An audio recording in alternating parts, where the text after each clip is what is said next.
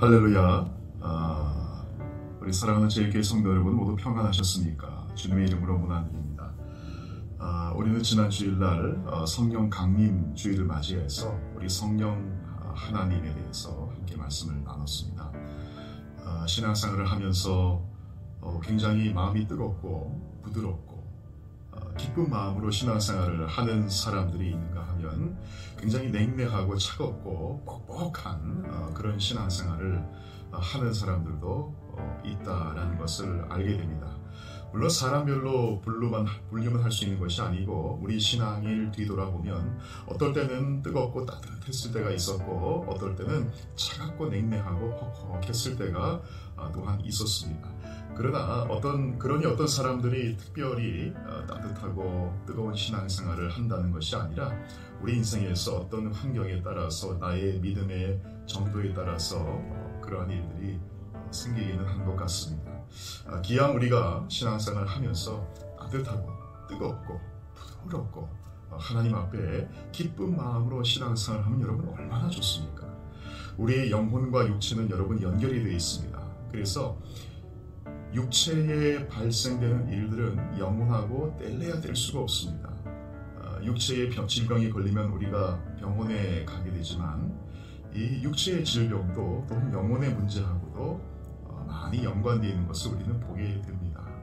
그러므로 저와 여러분들이 신앙생활을 어떤 마음 자세와 어떤 태도로 하느냐에 따라서 우리의 일상의 모든 가정과 직장과 저와 여러분의 심령의 상태들에 혹은 또 육체의 상태에도 많은 영향을 또한 주게 되는 것을 보게 됩니다.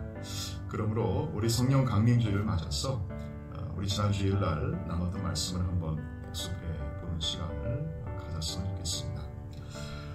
본문은 고린도전서 2장 10절에서 12절 말씀입니다. 제가 봉독해 드리겠습니다. 오직 하나님이 성령으로 이것을 우리에게 보이셨으니 성령은 모든 것 곧 하나님의 깊은 것까지도 통달하시느니라. 사람의 일을 사람의 속에 있는 영 외에 누가 알리요? 이와 같이 하나님의 일도 하나님의 영 외에는 아무도 알지 못하느니라. 아멘. 여러분 주보에 지난주에 설교 묵상 우리가 1번 문제부터 한번 보겠습니다. 1번 문제, 바울이 본문에서 지혜에 대한 이야기를 하는 배경은 무엇인가? 네, 오늘 본문에 보면 사도 바울이 지혜에 대한 이야기를 합니다. 특별히 여러분이 읽으신 본문 말고 고린도서 2장 6절부터 쭉 읽어보면 사도 바울이 지혜에 대한 이야기를 하다가 성령에 대한 이야기로 넘어갑니다. 세상 사람들이 왜 그러면 바울이 지혜에 대한 이야기를 하느냐? 당시 고린도 교회에는 가장 큰 덕목을 지혜로 봤기 때문에 지혜가 있고 철학적인 수사학이 있으면 대단한 사람으로 쳤는데 그것이 교회 안으로 들어왔다. 그래서 고린도 교회에서는 말 잘하는 사람들, 철학적인 단어를 쓰는 사람들이 신앙이 좋은 사람들로 그렇게 여겨졌다는 것이죠. 여러분 그것은 성경적이지 않죠.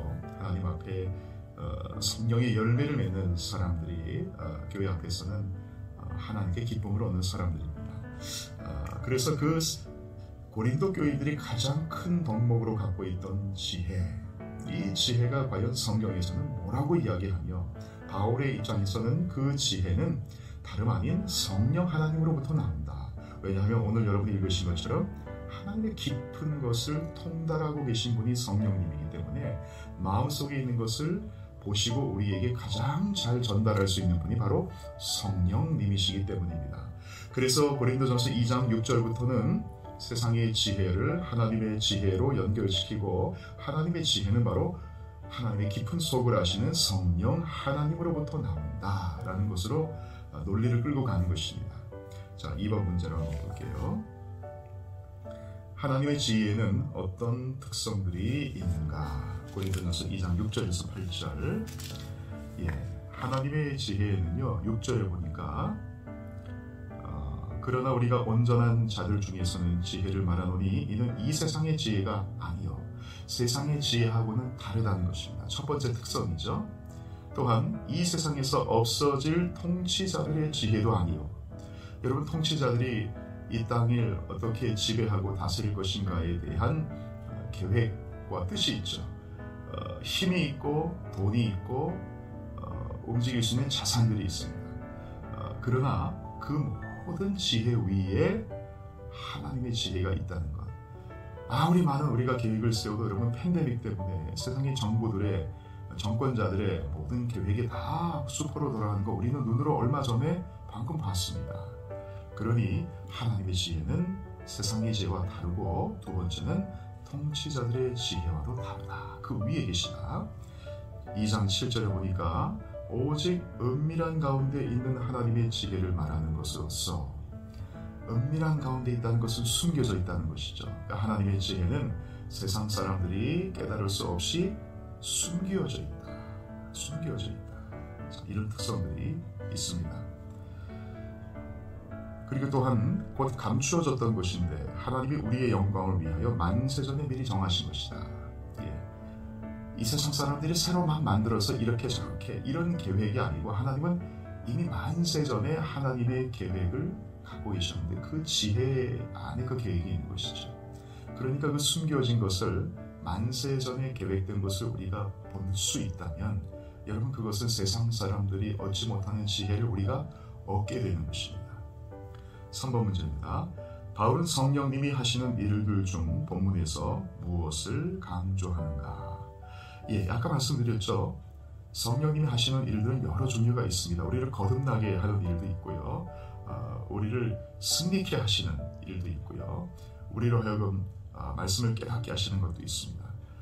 죄가 무엇인지를 알게 하시는 것들이 있습니다. 자, 여러 가지 기능들을 일들을 가지고 계신데, 그 중에서 오늘은 하나님의 깊은 그 마음속에 있는 비밀, 하나님의 깊은 그 지혜, 그 지혜를 성령 하나님께서 직접 보시고 우리에게 깨닫게 하시는 일을 하신다는 것입니다. 자, 4번 문제입니다. 신자들이 하나님의 마음을 깨닫지 못하는 이유는 어디에 있는가? 우리가 답이 나왔죠. 성령 하나님으로부터 하나님의 마음을 받지 못하기 때문입니다. 성령 하나님께서 성경책을 읽을 때도 성령 하나님이 깨닫게 하시면요, 똑같은 말씀인데 하나님 마음의 깊은 그 심정을 깨달게 됩니다. 우리가 부모의 마음도 부모의 뜻이 있지만 그것을 단순히 글로 쓰는 것이 아니라, 단순히 공부해서 아는 것이 아니라, 부모의 마음을 효자 자녀들이 깊이 깨달아 어머니 아버지의 그 아픈 마음을 이해하고 손잡아 드릴 때, 그때는 여러분, 부모의 그 마음의 뜻이 전혀 다른 차원의 것인 거죠. 우리 하나님도 마찬가지라는 것입니다. 성령 하나님이 바로 그것을 우리에게 깨닫게 하십니다. 그러니 성령 하나님을 우리가 무시할 수 없는 것이죠. 절대로 존중해야 되는 것입니다. 설교를 들어도 성령님이 역사하시면 다릅니다, 여러분. 자, 5번 문제. 하나님의 마음을 알지 못하면 신앙생활에 어떤 현상이 나타날까? 하나님의 깊은 뜻을 알지 못하고 그냥 겉핥기식으로 문자만 알게 되면 우리의 신앙생활은 냉랭해집니다. 냉랭해질 뿐만이 아니라 이러한 반응을 나타나게 되는데요. 2장 14절에 보니까 육에 속한 사람은 하나님의 성령의 일들을 받지 아니하나니 이는 그것들이 그에게는 어리석게 보이며, 하나님의 지혜를 깨닫고 하는 일들이 어리석어 보입니다. 하나님의 지혜로, 성령의 지혜로 성령으로 말미암아 하나님의 지혜를 깨닫고 내가 기도해야겠구나, 엎드려야겠구나, 하나님 앞에 의지해야겠구나, 여러분, 그런 마음이 들었다고 해보십시오. 성령 하나님께서 하나님의 마음의 깊은 것을 알지 못하면요, 그것이 어리석어 보입니다. 어리석어 보여요. 또 그는 그것들을 알 수도 없나니 그러한 일은 영적으로 분별되기 때문이니라. 그 사람의 마음 가운데는, 육적인 사람들의 마음에는 영적인 사람들의, 하나님의 마음의 깊은 뜻을 알고 있는 사람들의 마음이 이해할 수 없고 분별되지 못해서 알 수가 없다는 것입니다. 여러분들은 육적인 사람이신가요? 아니면 영적인 신앙의 삶을 살고 계신가요? 6번 문제입니다. 당신의 신앙생활은 따뜻하고 기쁘고 역동적인가? 그렇지 않다면 오늘 본문을 통해서 볼 때 원인이 무엇이라 생각하는가? 답이 나왔습니다. 여러분, 성령 강림주를 맞이해서 성령님이 오셨습니다. 저와 여러분들에게 하나님의 깊은 마음을 깨닫게 하기 위해 오셨습니다. 자, 그렇다면 우리가 성령 하나님을 지난주 말씀처럼 현상이나 능력으로 난 뜨거워야 돼, 하나님께서 나에게 능력 줘야 돼, 은사 충만해야 돼, 여러분 이런 것으로만 하나님을, 성령 하나님을 보지 마시고 인격으로 봐야 됩니다. 성령 하나님은 인격이세요. 능력과 현상이 아닙니다. 인격이 오셨기 때문에 능력이 나타나고 현상도 나타나는 것입니다. 인격이라는 것은 감정이 있고 지성이 있고 의지가 있고 의도가 있습니다. 내 옆에 하나님이, 성령 하나님이 와 계신데 없는 척, 없는 사람 취급하고 사는 것, 여러분 그것이 성령님을 기쁘시게 하는 삶이 아닙니다. 성령님은 항상 우리 곁에 계십니다. 예수님의 12제자 옆에 예수님이 항상 계셨듯이 성령님은 심지어 우리가 자는 순간에도 주무시지 아니하시고 우리와 함께 계시잖아요. 내가 고통당하고 아파하고 쓰러지는 순간에서도 우리 하나님은 같이 우리의 죄짐을 들어주고 계십니다. 그러니 그분을 없는 분 취급하고 살지 말고 그분 앞에 묻고 그분을 모시고 그분 성경을 읽을 때도, 환난을 당할 때도, 아픔 가운데 있을 때도 성령 하나님 나를 도와주세요, 당신께서 나에게 하나님의 마음 깊은 것을 깨닫게 해주세요 하고 그분께 기도할 때 그분께서 우리에게 깨닫게 하시고 열리는 역사를 경험하게 한다는 것입니다. 마지막 7번입니다. 하나님의 마음이 내 안에 있을 때 당신의 신앙이 뜨거웠던 적이 있다면 한번 나눠보자. 그리고 어떻게 그 신앙으로 회복할 수 있을지 적어보자. 여러분의 삶 가운데 신앙생활이 뜨겁고 따뜻하고 부드러웠을 때가 많이 있었을 것입니다. 여러분 그때가 언제였습니까? 한번 생각해 보십시오.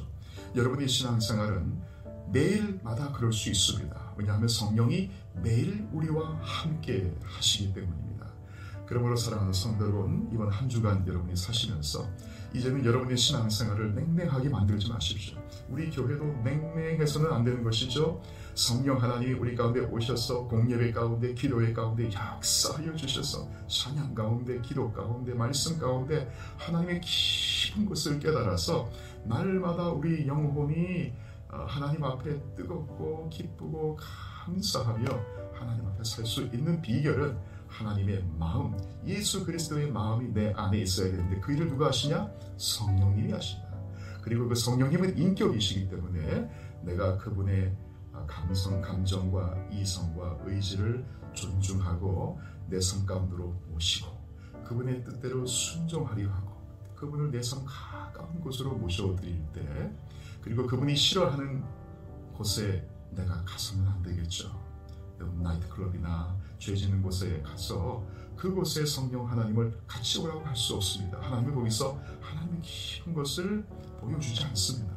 하나님은 인격이시기 때문에 성령님이 좋아하시는 곳에 나를 두고 성령님께서 기뻐하시는 일에 내가 순종하고 하면서 그분을 내 삶 가운데 모셔드려보면 성령 하나님께서 여러분의 삶에 반드시 삶을 다시 뜨겁게 하고 부드럽게 하고 기쁘게 하셔서 여러분의 신앙생활이 이전과는 다른 기쁘고 즐거운 감사의 신앙생활을 할 수 있게 되실 것입니다.